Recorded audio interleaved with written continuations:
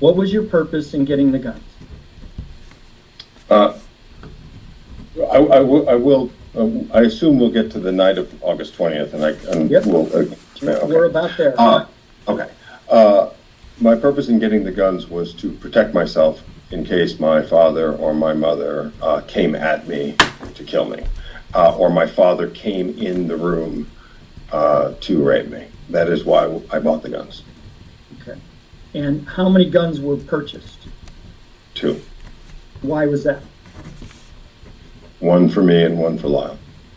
So Lyle, you believe, was going to assist you or was going to help you in some way if you were attacked? Yes, but he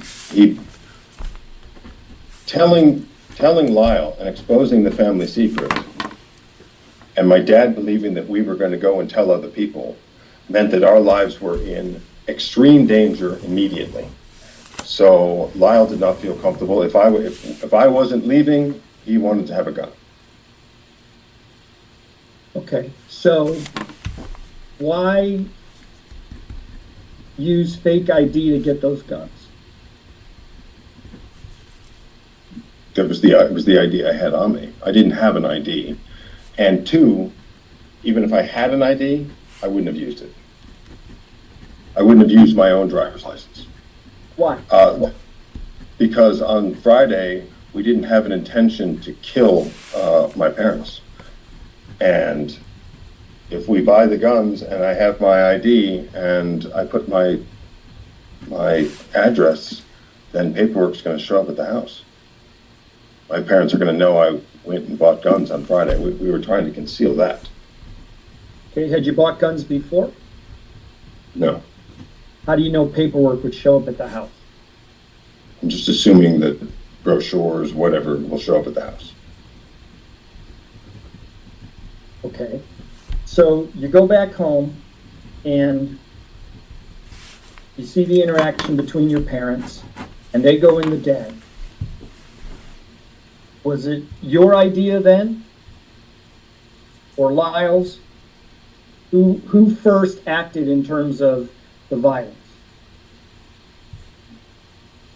Lyle came to the top of the stairs after my dad had ordered me to my room and said he was coming up, and said it's happening now. But my focus was, Dad's coming to my room. I can't let Dad come to my room.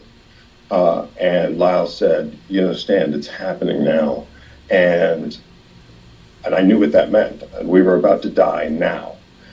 And I told him my gun's in my room, and I ran to my room to get the gun. All I knew is that I got to get to that den. Fear was driving me to that den, and rage.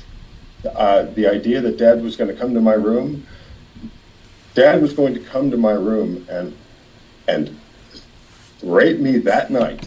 That was going to happen, one way or another. If he was alive, or then that was going to happen. And so I went and I ran and I got the gun in my room and I went down to the car and I loaded it and I ran into that den before Lyle could, without a discussion, before Lyle. I didn't even wait for Lyle. I knew I had to get to that den. Okay, but again, from an outside objective, I get it, not thinking straight, you had the trauma, all of that, but you do see that there were other choices at that point. I get that, looking back as a healthy individual today, that there were obviously other choices. When I look back at the 18-year-old that I was, and I don't mean to minimize it by saying I was 18, just the person I was then, and what I believed about the world and my parents, running away was inconceivable. Running away meant death. That was never going to happen. It wouldn't matter where I was. My father sent me on tennis trips when I was 12. He didn't think that I was going to tell anybody or run away. He had no fear of that. He had trained me to believe that running away meant death. I knew it. And so at that car, it's logical. I get it. I'm at the car. Why didn't I get in the car and drive away? I understand that question. And you had a shotgun. Right.